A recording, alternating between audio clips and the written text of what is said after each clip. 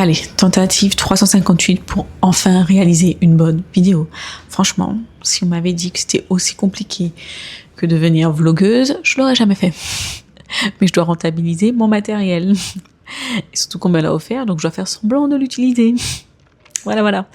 Donc, je vais vous résumer un petit peu ce chamboulement dans nos vies. Donc là, grand départ pour le Nicaragua. On a dû faire une escale à Miami avant d'y arriver, donc une escale d'une nuit. Et ensuite, le lendemain, on est arrivé à Managua. Donc, Miami, on a à peu près 4 heures de vol. Et ensuite, de Miami pour aller à Managua, il y a à peu près 3 heures de vol. Apparemment, vous êtes tous surpris.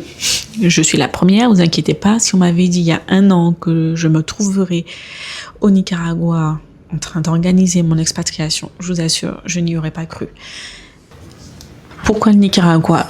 Donc le Nicaragua a divers avantages. Déjà, il se situe sous nos latitudes et j'avoue que de pas avoir à vivre dans un environnement où on connaît l'hiver, le manque d'ensoleillement, c'est vraiment un avantage pour nous. Le Nicaragua est quand même assez facile d'accès puisque on a dû faire une escale à Miami avant de se retrouver à Managua. Donc une escale d'une nuit. Ensuite, le niveau de vie est un peu moins élevé qu'en métropole ou qu'en Martinique, mais je déchante quand même un peu. Je pensais sincèrement, en m'étant informée sur le salaire moyen qui est en dessous de 300 $ mensuels, que les choses seraient un peu moins chères.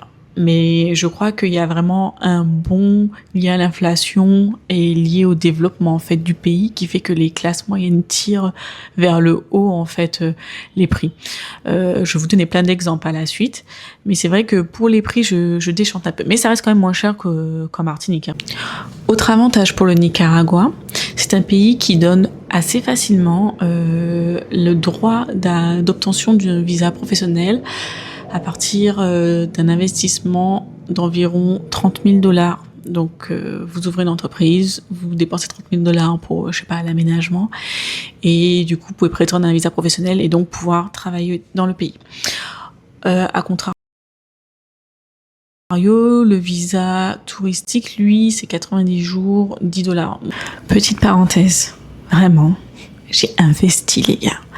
J'ai acheté cette lumière, j'ai acheté le micro, j'ai acheté l'appareil photo, j'ai même le stabilisateur. Franchement, j'ai investi. Si je perce pas, je sais pas, je peux pas faire plus que ça. Je peux pas faire mieux que ça. Je continue concernant les avantages du Nicaragua. Donc, on a dit proximité, on a dit possibilité d'obtenir un visa professionnel, on a dit niveau de vie un peu moins élevé qu'aux Antilles et qu'en métropole. Et l'autre avantage aussi, c'est le prix du foncier. Vraiment, je vous invite à aller regarder sur Marketplace. Vous allez trouver plein de maisons à vendre, de terrains à vendre. Et vraiment, le foncier, par rapport à nos prix aux Antilles, c'est imbattable. Et à partir du moment où on a du foncier, je pense qu'on peut développer pas mal de choses. Donc nous, ça sera en partie notre projet, mais je vous le donnerai à la suite dans une autre vidéo. Une autre question revient beaucoup et concerne la dangerosité. Sincèrement, on ne se sent pas danger au Nicaragua. Je pense que vous vous sentez beaucoup plus en danger dans les rues de Fort-de-France avec une chaîne que au Nicaragua. Les gens sont très gentils, je le répète, et pas du tout agressifs.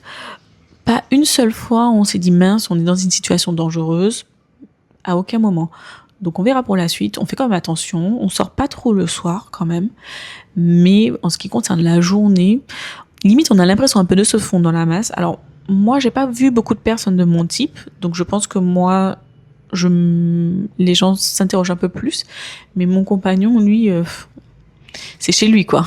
En tant que bonne novice, je réalise qu'en fait, le haut de mat était coupé. Bon, c'est pas grave, on va dire que ça compte pas, c'était la première, je m'améliorerai pour la prochaine fois, je mettrai un cadre joli derrière, je crois que j'ai vu sur Canva qu'on peut modifier le cadre, j'essaierai de faire ça. Soyez indulgents. Parler de nos premiers jours à Managua. Donc Managua, c'est la capitale où se situe l'aéroport. C'est très bruyant. Très bruyant, les maisons sont mal insonorisées, les gens adorent klaxonner. Moto comme voiture, ils adorent le bruit, c'est dingue. Le premier jour, en fait, comme nous sommes arrivés, j'ai croisé des charrettes. En fait, les gens se déplacent en charrette avec des chevaux. Il y en a d'autres qui se déplacent à moto. Je crois que c'est d'ailleurs le mode de locomotion préféré des Nicaraguayens. Et il y a des voitures. Donc ça peut être de la vieille voiture à la voiture de luxe. En fait, il y a de tout. Donc on voit bien que dans cette ville elle est cosmopolite. En fait, il y a tout, du très pauvre en passant par le très riche, de très belles maisons en passant par des maisons en tôle. Mais par contre, ce qui m'a beaucoup marqué, c'est la partie écologique, enfin je dirais pas écologique, mais la partie recyclage des déchets plutôt, c'est une catastrophe. Partout, il y a du plastique. Et j'avoue que bon, on s'y fait à un moment donné, mais c'est quelque chose quoi. C'est Bali qui m'avait fait le même effet. Parce que Bali, vous regardez les vidéos, vous trouvez ça magnifique, mais en réalité, c'est rempli de plastique partout, dans les rizières, dans la mer. Et donc, Managua, vous pouvez trouver des maisons tôles, mais vraiment. Et juste à côté, un centre commercial 3 fois plus chic que notre Galeria en Martinique.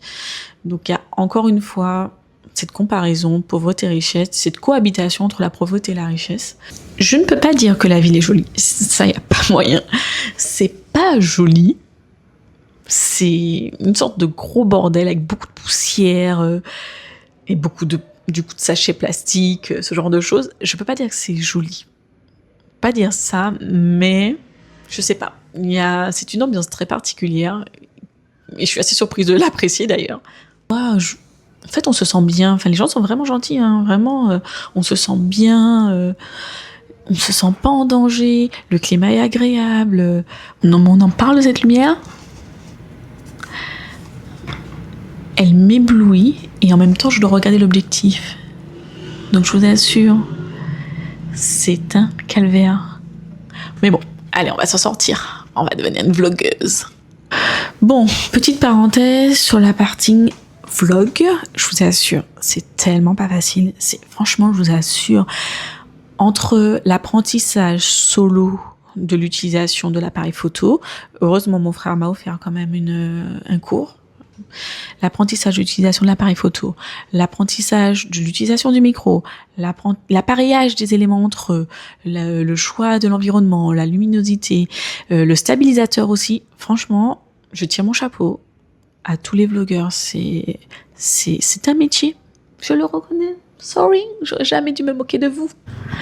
Et non, je ne me voile pas la face, ça ne va pas me permettre de me nourrir, mais en tous les cas, ça m'occupe. Et je trouve ça pas mal, j'en apprends énormément, je regarde beaucoup de vidéos sur YouTube pour progresser. Donc pourquoi pas, en attendant d'avoir un métier concret qui lui m'alimentera, mais je trouve ça pas mal. Et puis ça laissera des traces. Je pense que pour tous ceux qui auront envie d'aller au Nicaragua, ça sera quand même une bonne base récente, ce qu'il n'y avait pas sur les réseaux sociaux, ou un peu bancal. Donc pourquoi pas laisser un peu de traces. Donc en conclusion, un projet en cours de création, avec une grande partie de lâcher prise. J'ai quand même la tête sur les épaules, je ferai pas n'importe quoi. Si à l'heure actuelle, je peux me permettre de m'expatrier, c'est que j'ai fait ce qu'il fallait avant. J'ai énormément bossé pour y arriver. Et donc, je vais réfléchir, je vais observer.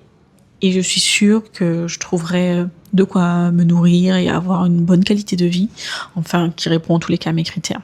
Clap de fin, je peux pas faire plus, je peux pas faire mieux, parce que maintenant il faut faire le montage. On en parle du montage, c'est juste horrible.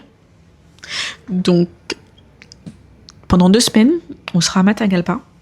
On va visiter des choses. J'essaierai de faire des photos, à la fois sur Insta, à la fois sur TikTok. Apparemment, il faut que j'aille sur TikTok. Donc Insta, TikTok et YouTube pour vous résumer les choses et vous montrer la progression donc dans le projet pro de mon conjoint. Et on verra ce que ça donne tout ça. À bientôt!